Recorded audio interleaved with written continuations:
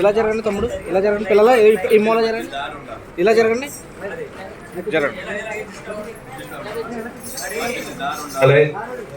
చాలా క్రమశిక్షణతో ఇలా జరగండి, ఇలా జరగండి, దారి జరగండి కొంచెం కొంచెం అక్క అలా జరగండి, అలా జరగండి. ఎక్కడికి ముందు రండి. పాట పాడుకుందాం, దేవుని మహిమపరుద్దాం. తర్వాత మరి సుగుణక్క గారు ఒక 2 పాటలు పాడతారు.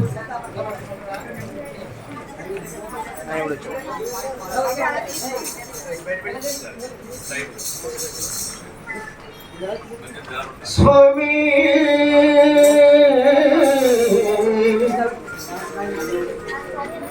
యేసు స్వామి, మీరు ఇంకా అలా జరగండి, ఇద్దరు అలా జరగండి,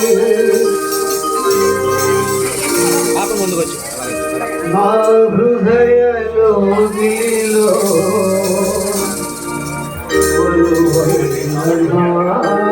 స్వామి,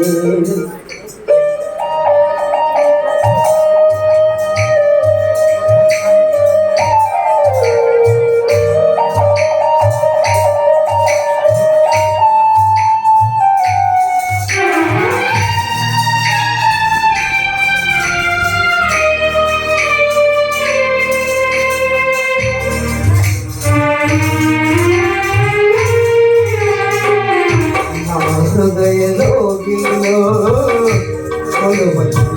స్వామి, నీ ప్రేమ కౌగిలిలో నా హృదయలోగిలో స్వామి, నీ ప్రేమ కౌగిలిలో నీ ఆత్మతో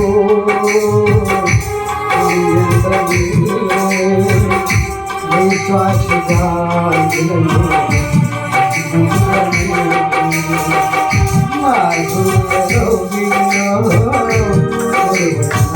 స్వామి, ప్రేమ కౌగిలిలో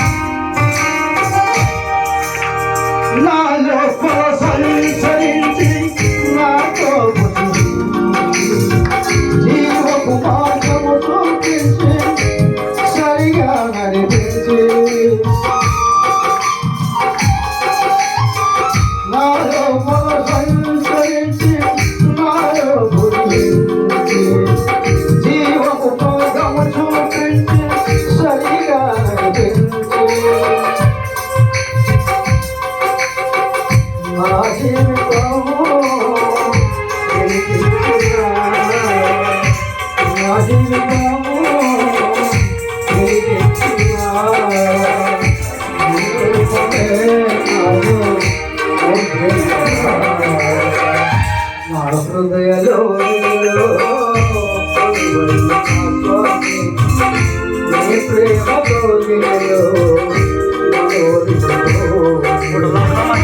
నీ ఆత్మతో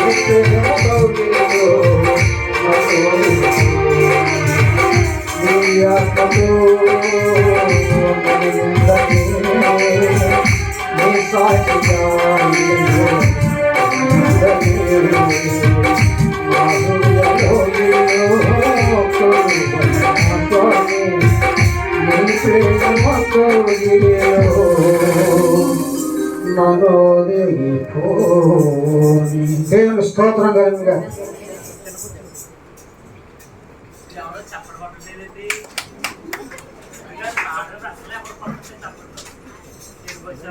దేవునికి గుణగాక. మరి సుగుణక్ గారు వచ్చిన ఒక పాట పాడవలసింది కోరుతున్నాం. తర్వాత ఈ పాట అయిన తర్వాత సన్నిధి క్రమం జరిగించుకుందాం. సన్నిధి క్రమంలో కిషోర్, వంశీ, సతీష్, మణి వీళ్ళందరూ మరి ఈ సంవత్సరంలో బాప్తిజం తీసుకున్న నూతన స్వభావంతో మారు మనసు పొందిన యవనబిడ్డలు వారితోని సన్నిధికరం జరుగుతుంటది. మరి వారు బహుగా వాడబడటానికి నడుము కట్టుకుని ఈ పని చేస్తూ ఉన్నారు. మరి సన్నిధి క్రమానికి ప్రారంభిద్దాం. అంతకుముందు వాక్య పఠనం జరిగించుకుందాం. ఆది కాండము 28వ అధ్యాయము 10 నుంచి 28 వరకు చదువుకుందాం. పాట అయిన తర్వాత సిస్టర్ గారు పాట పాడతారు.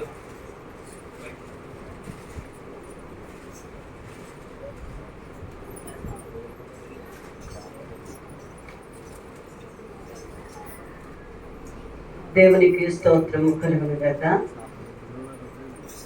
ఎలాగన ఈ దినమును కూడుకొనుట దేవుని చిత్తమై ఉన్నది కనుక మనం అందరం కూడా దేవుని మందిరానికి వచ్చి ఆయన కార్యక్రమంలో పాలుపంపులు పొందడానికి దేవుడు కృప చూపించాడు. మరి ఫాస్టర్ గారు నాకు తమ్ముడు అవుతారు. 2 సంవత్సరాల క్రిందట ఇది ప్రారంభించారు. దేవుడు తన కృపను బట్టి దీన్ని పెంపొందింప చేస్తూ ఎంతగానో ఆయన కృపతో అనేక మందిని రక్షించడానికి దేవుడు సాధనముగా వాడుకుంటున్నాడు. దేవుని నామానికి స్తోత్రాలు కలుగునుగాక. మరి ఈ సంవత్సరం నూతనముగా మరి ప్రార్థనాశాల అనేటువంటి మరి మందిరముగా దీన్ని మలచి మనందరినీ తోడుకొని వచ్చి ఆయన ఎంతగానో దేవుడిని స్తుతించడానికి ఇచ్చిన సమయాన్ని బట్టి దేవునికి వందనాలు స్తోత్రాలు చెల్లించుకుంటున్నాం. మరి ఈ సందర్భంగా ఒక పాట పాడి దేవుణ్ణి ఆరాధించుకుందాం.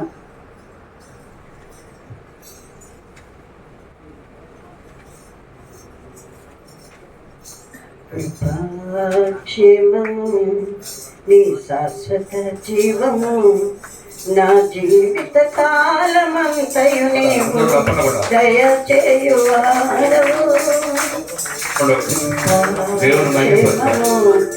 నీ శాశ్వత జీవము నా జీవిత కాలమంతయు నీవు దయచేయువాడవు. మహోన్నతమైనది ఉపకారము తరచులు అనుక్షణం పరవశించనా నీ కృపలోనే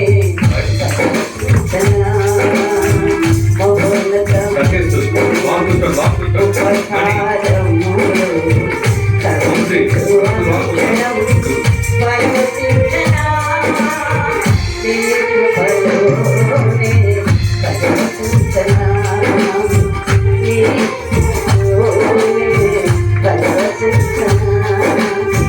నా ప్రార్థనకు నీవిచ్చిన ఈవుడే లెక్కకు నా ప్రతి ప్రార్థనకు నీవిచ్చిన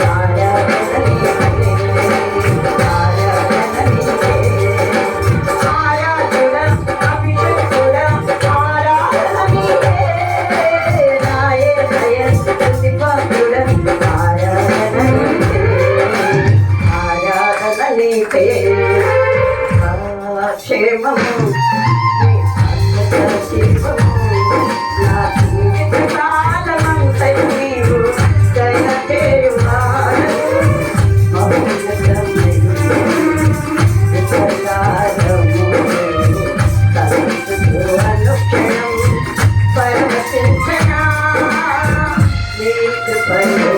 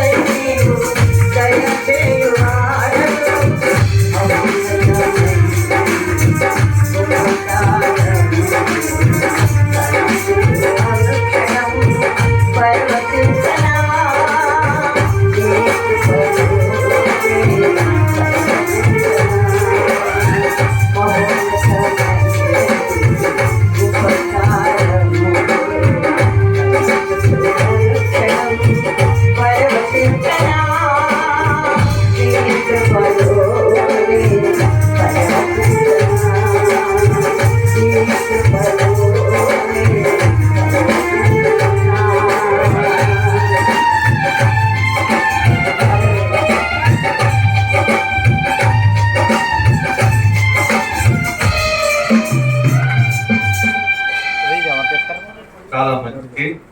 మరి కే గారు చాలా పెద్ద వయసు, అంత చక్కగా పాడుతున్నాడు. దేవుని మహిమపరచడంలో శక్తిని తెచ్చుకుని పాల్పడుతున్నారు. 40 సంవత్సరాల నుంచి దేవుని సేవలో ఉన్నారు.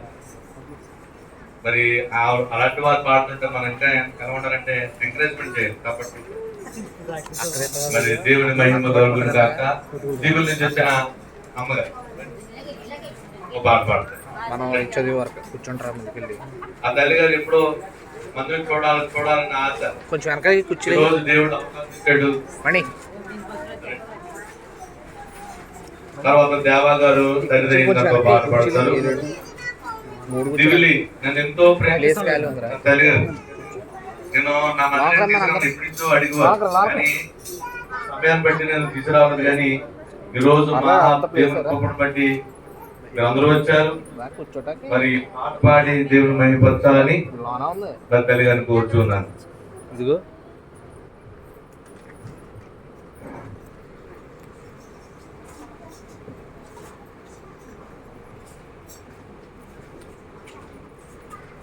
చాలునయ్యా చాలునయ్యా నీ కృప నాకు చాలునయ్యా చాలునయ్యా చాలునయ్యా నీ కృప నాకు చాలునయ్యా నీ కృప నాకు చాలునయ్యా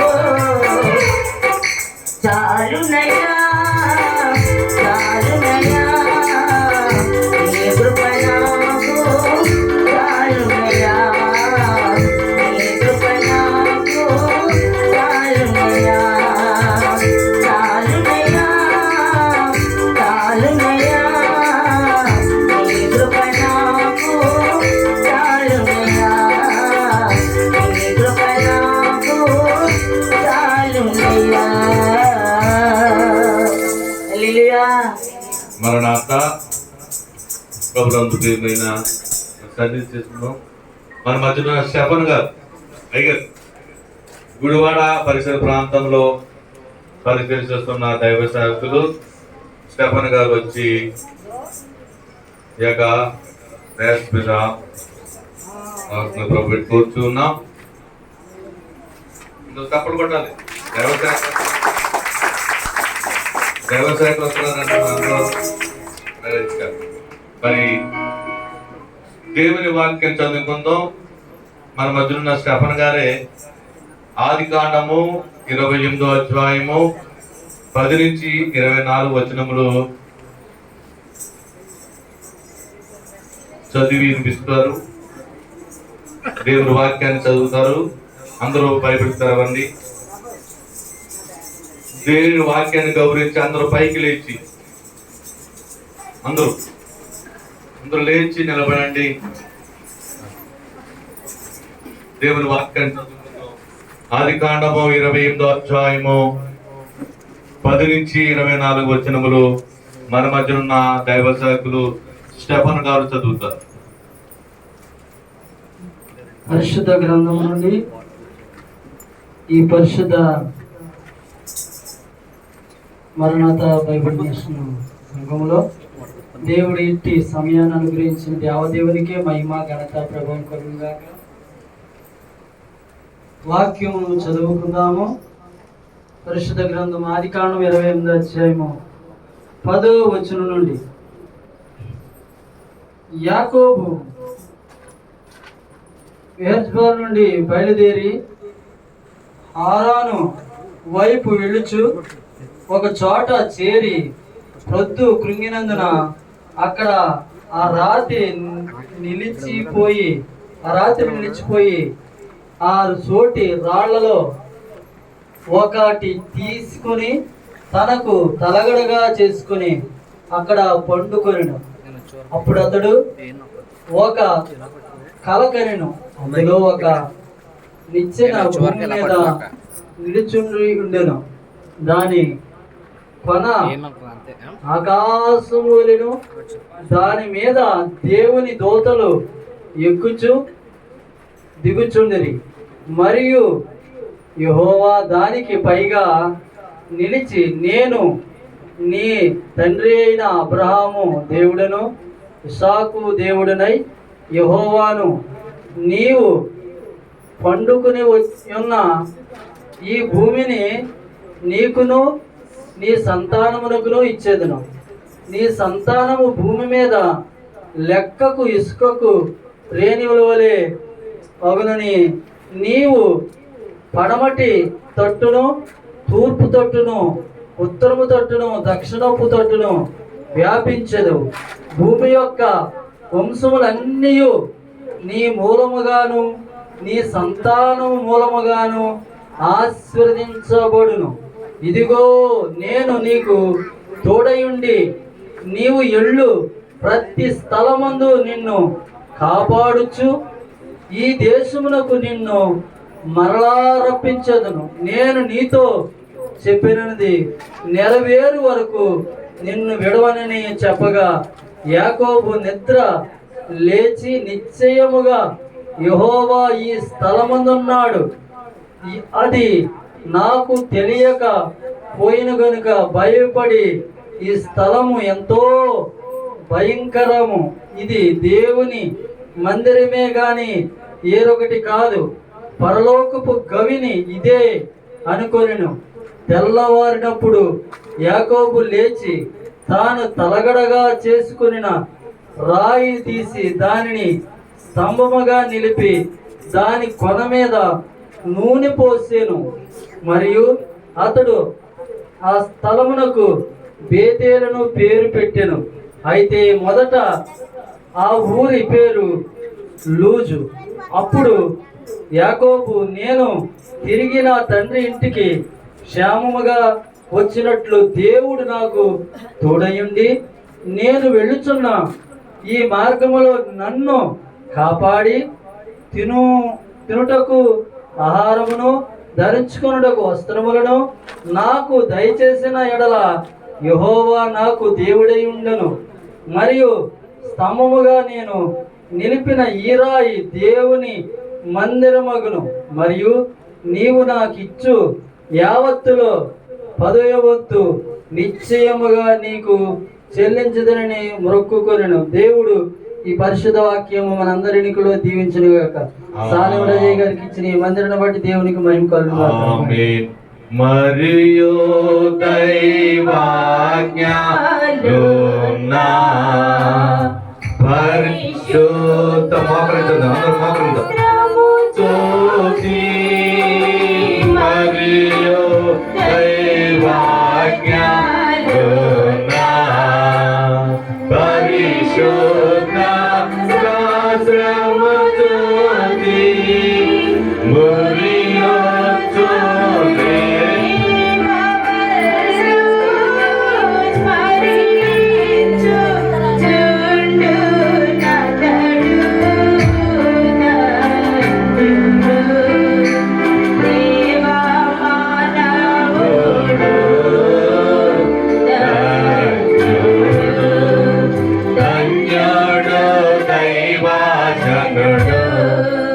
ధరణి జనులందరికన్నా ధన్యుడు దైవజనుడు, ధరణి జనులందరికన్నా అన్యులెంతటి వారైనా అతనికి సాటి రాడు. ధన్యుడు దేవమానవుడు, ధన్యుడు. అలాగనే మోకరిందాం. మోకరించిన వారు లేచి నిలబడదాం. అందరూ ఎవరు కూర్చోకూడదు. ప్రభు సన్నిధిలో ఉన్నాం. ప్రభువారు మన మధ్యలో ఉన్నారు. దూతలు మన మధ్యలో ఉన్నాయి. పరిశుద్ధులు ఉన్నారు. ఈ సన్నిధి క్రమము దేవుడు దేవదాసయ్య గారికి బయలుపరిచిన సన్నిధి. ఈ సన్నిధి చేసినప్పుడు మనతో పాటు వారి పరిశుద్ధులు దేవదూతలు ఆయన్ని స్తుతిస్తూ ఉంటాయి. ఎవరు అనాలోచనతో వెళ్ళొద్దు. ఆయన్ని వైపే దృష్టి పెడదాం. ఎవరూ కళ్ళు తెరవద్దు. ఎవరూ బయటికి వెళ్ళొద్దు. ఒక్క 2 నిమిషములు ఏకాగ్రతతో ప్రార్థన చేద్దాం. మొదటిగా త్రియేక దేవుని స్తుతి చెప్తాను. నాతో చెప్పండి. అందరూ పలకాలి మాటలు. తండ్రికిని కుమారునికిని పరిశుద్ధాత్మకును ఆదియందు ఇప్పుడును ఎల్లప్పుడును యుగాయుగములు మహిమ మహామహిమ ఘనత కీర్తి ప్రభావములు కలుగును గాక. తండ్రికిని కుమారునికిని పరిశుద్ధాత్మకును ఆదియందు ఇప్పుడు ఎల్లప్పుడు యుగాయుగములందు మహిమ మహామహిమ ఘనత కీర్తి ప్రభావములు కలుగును గాక. తండ్రికిని కుమారునికిని పరిశుద్ధాత్మకును ఆదియందు ఇప్పుడు ఎల్లప్పుడు యుగాయుగములందు మహిమ మహామహిమ ఘనత కీర్తి ప్రభావములు కలుగును గాక. ఆమేన్. తండ్రికి కుమారునికి పరిశుద్ధాత్మకును జయము పరమా లాయందు ఇహ పరమా లాయందు శాశ్వత కాలమును జయము ప్రభువును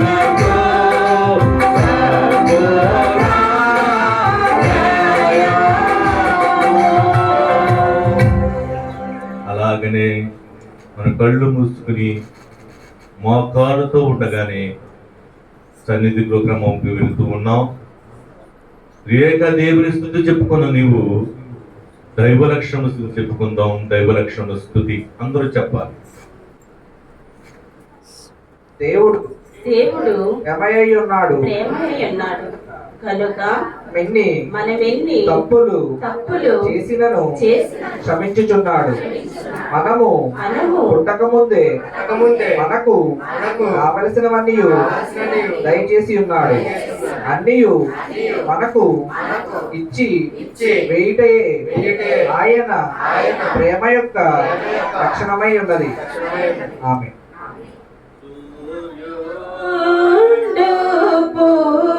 పూలకేందో సొగసైన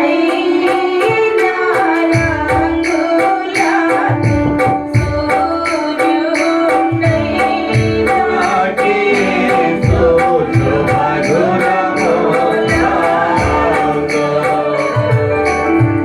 అలాగనే మన శత్రువైన సాతాను ఎదుర్కొందాం. సాతాను ఎదురింపులు. యేసుప్రభువా నీవు శిలువ మీద ఉన్నప్పుడు దుష్టులు నీవు ఇతరులను రక్షించినావు. నిన్ను నీవు రక్షించుకోలేవా అని హేళన చేసినారు. అయితే ప్రభువా నిన్ను నీవు రక్షించుకుంటే లోకమంతటిని రక్షించలేవు. అందుచేత ఆ హేళన అబద్ధముతో కూడుకొని ఉన్నది. సాతాను ఈ పనికి అడ్డము వచ్చి ఏదో ఒక మాట అని వెళ్ళిపోవును. గాని ఆ మాటలో నిజము ఉండదు. గనుక మాకు ధైర్యము దయచేయము. ఓ సాతానా నిన్ను నీవు రక్షించుకోలేవు. ఎవరిని రక్షింపలేవు. దుష్టుల చేత మా ప్రభువును అనిపించిన మాట ఎందుకు నీకు అని మేము సాతానును ఎదిరించేటట్లు మాకు బలము అనుగ్రహించుము. ఆమేన్.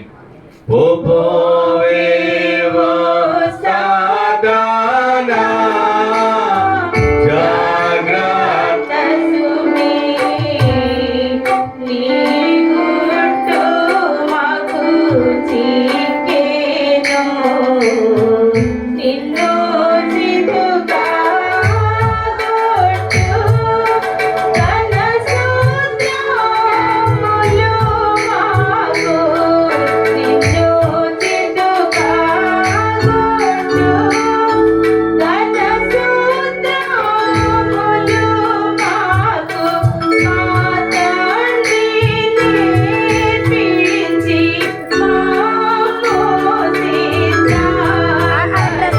మాకు సీతా పోపోవేవో సాతానా జాగ్రత్త సుమి నీ గుట్టు మాకు చిక్కేను. అలాగనే సమర్పణ స్తుతి.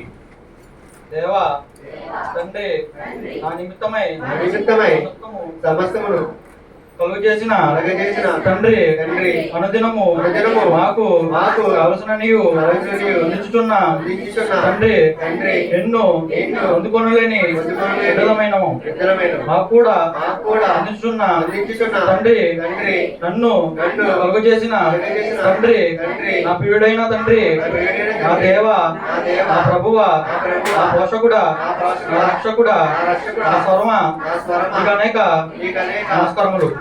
తండ్రి సృష్టి మూలముగాను మాత్రమే కాక కుమారిగాను మూలముగాను కూడా నన్ను నీ బిడ్డగా ఏర్పరచుకున్న నీకు అనేక వందనాలు. ఆమేన్. తనువు నాదిదిగా గై కొనుమియా ప్రభువా పనికి ప్రతిష్ఠిత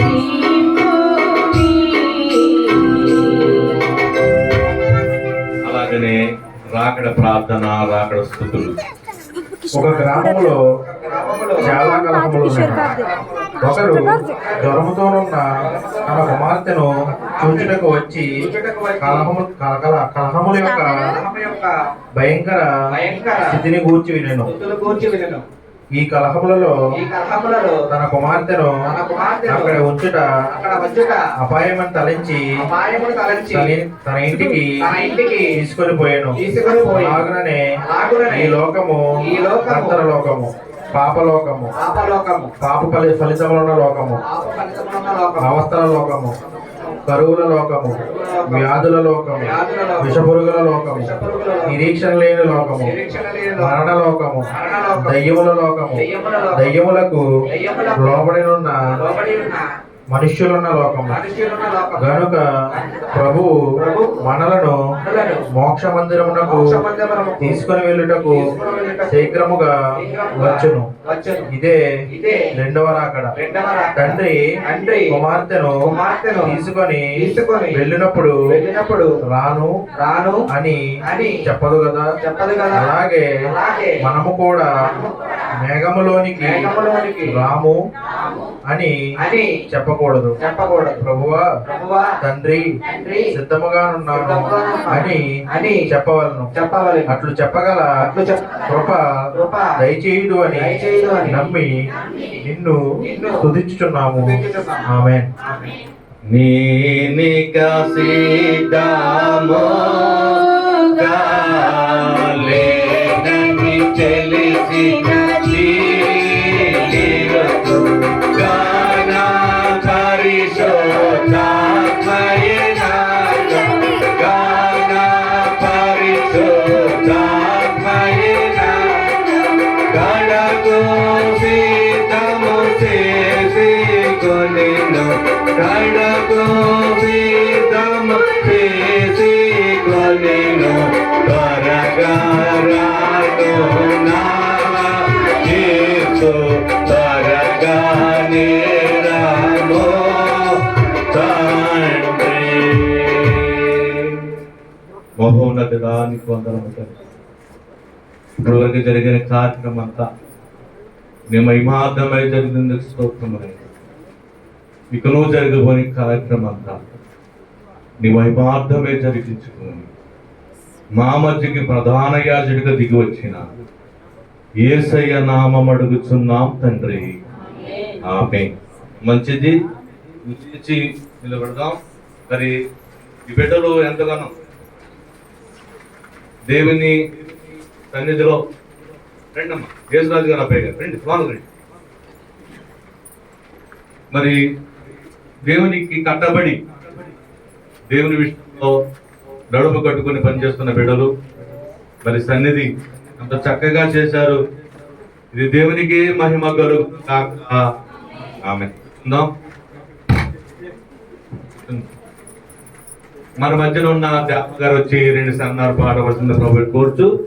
తదుపరి మరి గ్రీటింగ్స్ నా తెలుగుకి మన మధ్యన అభిషేక్ గారు, మా బంధువైన సీనియర్ మరి సేవకులు అతనేలి గారు ఒక 5 నిమిషాలు గ్రీటింగ్స్ పంచుకుంటారు. సమయం అయిపోతుంది కావున తదుపరి ఆరాధన ఉంటుంది. మరి ఎంతో ముఖ్యమైనది వాక్యము. మన మధ్యకి మా ఆత్మీయ తండ్రి అయిన మధుకర్ణయ్య గారు, రెవరెండ్ మధుకర్ణయ్య గారు మనకు మధ్య వచ్చి ఉన్నారు. మంచి వాక్యాహారం అందించగలరు. మరి వారు ప్రభు దగ్గర ఎన్నో విషయాలు తెలుసుకుని ప్రవచన వలన కలిగిన దైవజనుడు మరి మధుకర్ణయ్య గారు. స్వజన్ గారు అనేక వరములు కలిగిన మరి స్వజన్ గారు మన ఇద్దరు మన మధ్యలో ఉండటం ఎంతో శుభకరము. మరి వారందరూ మనల్ని దేవుళ్ళలోకి తీసుకెళ్తారు. ఆరాధనలో దేవుని వైపు చూపించేలా చేస్తారు. మరి వాక్యం ద్వారా మనకి హృదయాన్ని నిండుకునే మరి ఆహారము, వాక్యాహారం అందించడానికి దైవ సేవకులు మన మధ్య ఉన్నారు. ఈ తదుపరి ఆశీర్వాద భోజనం కాదు, ప్రతి ఒక్కరికి ఆశీర్వాద వింజం, మరి ఆశీర్వాద పొలం, ఆశీర్వాద సాంబారు అన్నీ ఉన్నాయి. ఒక్క నిమిషం మీరు ఊపబడుతుంది, ఒక అరగంట. మరి లేట్గా మనం ప్రారంభించాం కాబట్టి ఒక పావు గంట లేట్ అయినా మీరు ఏమనుకోవద్దు. అయ్యగారు పాట పట్టి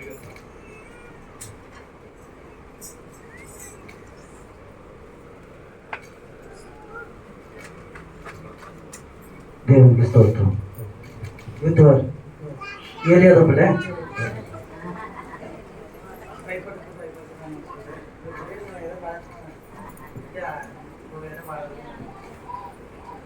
దేవునికి స్తోత్రం. సంవత్సరం అయ్యేస్తూ ఉన్నారు. ఏలియా దుప్పటి దిగుచున్నది, యేసుని సైన్యం బయలుదేరును, అగ్నిలో పడుచున్నది, అగ్నిలో బయలుదేరును, అగ్ని జ్వాలలో పడుచున్నది, అగ్నిలో బయలుదేరును. భయపడకు భయపడకు సంగమా, పశువులతో బయలుదేరును. భయపడకు భయపడకు సంగమా, పశువులతో బయలుదేరును.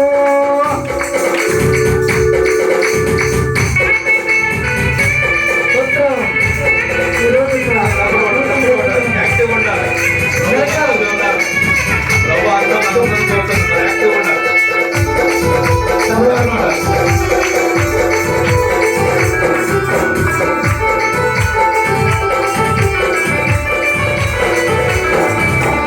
ఆత్మతోనో మనసుతోనో ప్రపంచ శత్రుని కొడుకును పడగొట్టు పడగొట్టు.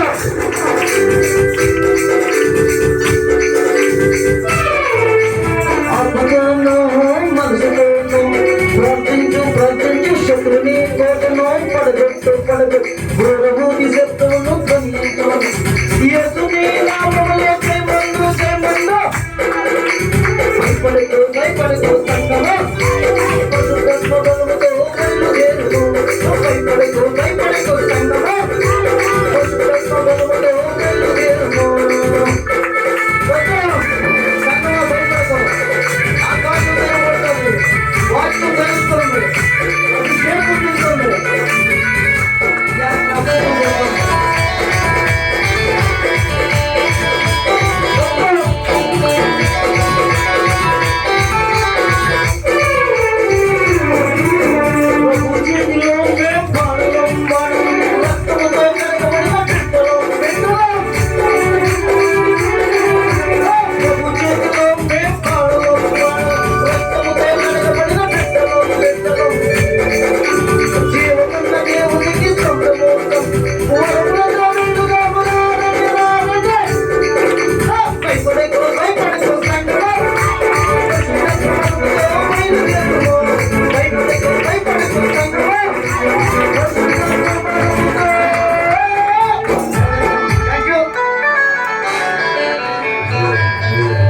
చాలా మంచి ఆరాధన చేసి ఉన్నారు. మరి ఎంతో దేవుని మహిమపరుస్తూ ఉన్నాం. మరి మన మధ్య ఉన్న సేవకులకి గ్రీటింగ్స్ తెలియపరచాలని ప్రాపర్టీ కోసం అభిషేక్ గారు.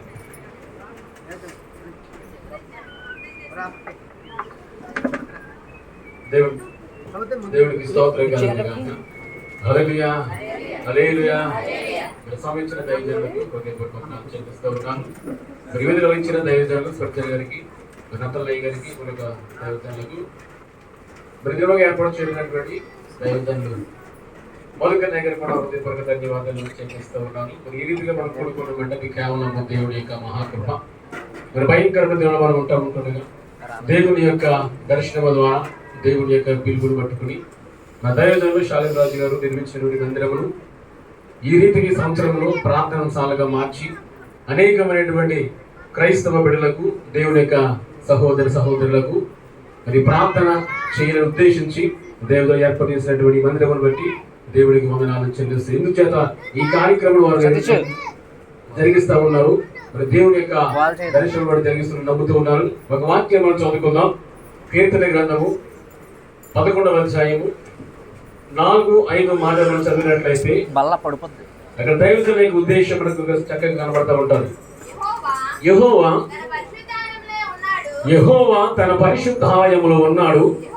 యెహోవా సింహాసనము ఆకాశమందున్నది. ఆయన నరులను కన్నులారా చూచుచున్నాడు. తన కనుదృష్టి చేత ఆయన వారిని పరిశీలించుచున్నాడు. దేవునికి స్తోత్రం కలుగునుగాక.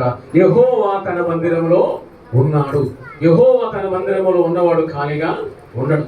ఎవరైతే విరిగి నలిగిన హృదయముతోటి, వేదన కలిగినటువంటి జీవితాలతోటి, రోగములతోటి, బాధలతోటి, వేదనలతోటి ఆయన సన్నిధానంలోకి వచ్చి మోకరించి ప్రార్థన చేస్తారు, యెహోవా ఆ స్థలములో ఉంటాడు గనుక వారి ప్రార్థన తప్పకుండా వింటాడు గనుక వారి జీవితంలో దేవుడు మహోన్నతమైన కార్యములు జరిగిస్తాడు అనేటటువంటి ఉద్దేశించి దేవుడు తన దాసును ఏర్పాటు చేసుకుని ఈ రీతిగా ప్రార్థన సాలగా దేవుడు దీనిని ఏర్పాటు చేశాడు. దేవునికి స్తోత్రం కలుగునుగాక.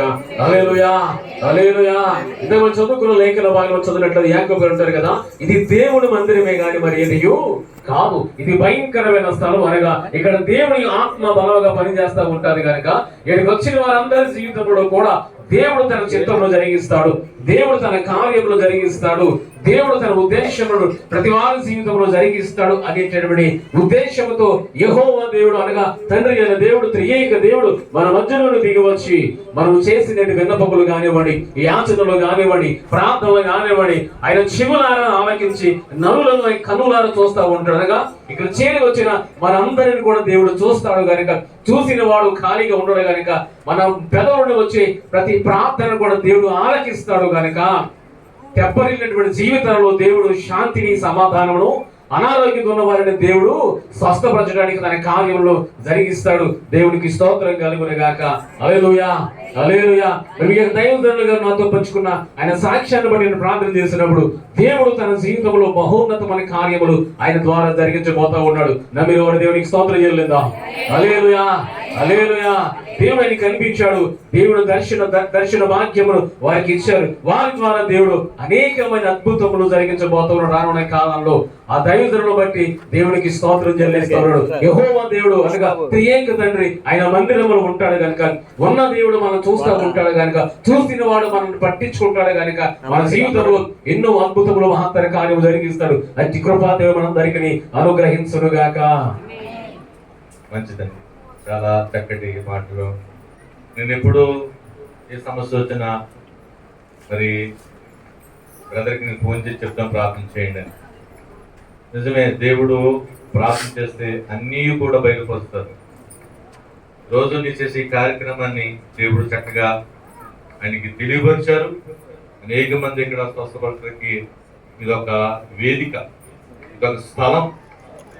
అనేక మంది రక్షణ తీసుకుని రాకడానికి సిద్ధపడటానికి ఇదొక దేవుడిచ్చిన ఒక స్థలము, మహాస్థలముగా మారబోతుంది. ఇది గతస్థ భూమిగా దేవుడు మార్చేస్తాడు. ఎవరైతే ఈ మందిరికి వస్తారో వారందరూ బాగుపడి అనేక సాక్షిగా కనబడతారు. మరొక గ్రీటింగ్ విందాం. మన మధ్య ఉన్న నతానీలి గారు వచ్చి కొన్ని నిమిషములు వారి మాటలు అందిస్తున్నట్టుగా ప్రభుత్వం. దేవుని నామమునకు స్తోత్రం కలుగును గాక. అలాగే వేదికను అలంకరించినటువంటి దైవజనులకు, అలాగే కూడి వచ్చినటువంటి సంఘస్థులకు, అలాగే వేదికను అలంకరించకుండా బయట ఉన్న వారికి, దైవజనులకు నా హృదయపూర్వక వందనాలు చెల్లిస్తున్నాను. సాలెమరాజు గారిని దేవుడు పిలుచుకున్నాడు. దేవుడి సేవకే కొంతమంది సమర్పించుకుంటారు, కొంతమంది పిలుచుకుంటారు, కొంతమంది దేవుడే పిలుచుకుంటాడు. ఎందుకంటే ఆ కుటుంబం మా దగ్గర బాగా సమీప బంధువు. అంచేత ఆయన ఒకప్పుడు ఎలా ఉన్నాడు, ఇప్పుడు ఈ రోజు ఎలా ఉన్నాడు అనేటువంటి బాగా ఆలోచన చేసినట్లయితే దేవుడు ఆయన పిలుచుకున్నాడు అని చెప్పడంలో ఏమాత్రం కూడా సందేహం లేదు. సమర్పణకని పిలుచుకోవడం కానీ చాలా తేడా ఉంది. ఇద్దరు చాలా బైబిల్ పరిశుద్ధ గ్రంథంలోనే అనేక మంది ప్రవక్తలు ఉన్నారు. అందులో ఇద్దరు ప్రవక్తలు మనం చూసినట్లయితే యెషయా ప్రవక్తను చూడొచ్చు, లేకపోతే ఇర్మియా ప్రవక్తను చూసాడు. యెషయా ప్రవక్తను సమర్పించుకున్నాడు, ఇర్మియా ప్రవక్త అయితే పిలుచుకున్నాడు దేవుడు. గర్భంలో ఇంకా పిండంగా రూపింపబడినప్పుడే పిలుచుకున్నాడు దేవుడు. అంటే దేవుడు పిలుచుకున్నాడంటే ఎంత ఎలాగ మరి ప్రభు కొరకు నమ్మకంగా ఉంటాడో మరి మనం ఆలోచన చేయవలసిన. సరే, దేవుడు ఇంతవరకు కూడా దేవుడు రక్షించుకుని మరి సేవకు పిలుచుకున్నప్పుడు నిజంగా మరి మీరు అందరూ ఎలా సంతోషిస్తున్నారు నాకు తెలియదు, కానీ ఇది నాకు రక్త సంబంధం కంటే కూడా ఎక్కువే. ఎందుకంటే మా మేనత్ కొడుకు, స్వయాన మేనత్ కొడుకు కనుక మరి ఆయన పుట్టుకు తెలుసు, ఈ రోజు తెలుసు, మధ్య కాలంలో తెలుసు, అంతేత ఆయన జీవిత విధానం అంతా కూడా తెలుసు. కాబట్టి దేవుడు అందరూ పిలుచుకున్నాడు. నమ్మకంగా అంతవరకు కూడా నమ్మకస్తుడిగా ఉండాలి. ఏదో కొంతకాలం చేసి మానివేయడం కాదు, కానీ ప్రభు పిలుస్తున్నాడు కనుక ప్రభు కొరకు నమ్మకం ఉండాలి. ప్రభు కార్యాలన్నీ కూడా అతడు నమ్మకంగా చేయాలి. నమ్మకంగా చేసినట్లయితే దేవుడు అతను బహుగా ఆశీర్వదిస్తాడండి. ఇర్మియా గ్రంథంలోనే 29వ అధ్యాయం 12, 13, 14, 15 వచనాలు చూసినట్లయితే అక్కడ ఒక్కసారి చదవండి. ఇర్మియా గ్రంథం 29వ అధ్యాయం 12, 13, 14, 15 వచనాలు. మీరు నాకు మొరపెట్టుదురేని, మీరు నాకు ప్రార్థన చేయొచ్చు వస్తులేమి, నేను మీ మనవి ఆలకింతులు. మీరు నన్ను వెతకని ఎడల పూర్ణ మనసుతో నీ గురించి విచారణ చేయని ఎడల మీరు నన్ను కొనుక్కొందరు, నన్ను నేను మీకు అమ్మా కనపరుచుకుందరు. ఇదే చూడండి, అంటే దేవుని సన్నిధిలో యథార్థమైన హృదయంతో, మామూలుగా కాదు, యథార్థమైన హృదయంతో ఏ కపటం ఉండకూడదు, పాపం అనేది ఎక్కడ కూడా కానరాదు ఉండకూడదు. అలా ఉన్నట్లయితే దేవుని సన్నిధిలో మనం ప్రార్థించినట్లయితే మన ప్రార్థన ఆలకించే దేవుడి ఆయన. మన ప్రార్థన ఆలకించడమే కాదు, మన కార్యాలన్నీ కూడా సఫలం చేసేటువంటి దేవుడి ఆయన. కాబట్టి ఈ సత్యాన్ని ప్రతి ఒక్కరు కూడా తెలుసుకోవాలి. దేవుడు పిలుచుకున్నటువంటి సాలేవరాజు గారు కూడా మరి ప్రార్థనాపరుడే. ఇప్పుడు సాధారణంగా నాకు ఫోన్ చేసినప్పుడు కూడా నేను చెప్తుంటాను, నువ్వు నమ్మకంగా ఉండు, యథార్థంగా ఉండు, దేవుడిని ఆశీర్వదిస్తాడు. అది నా యొక్క విన్నపం.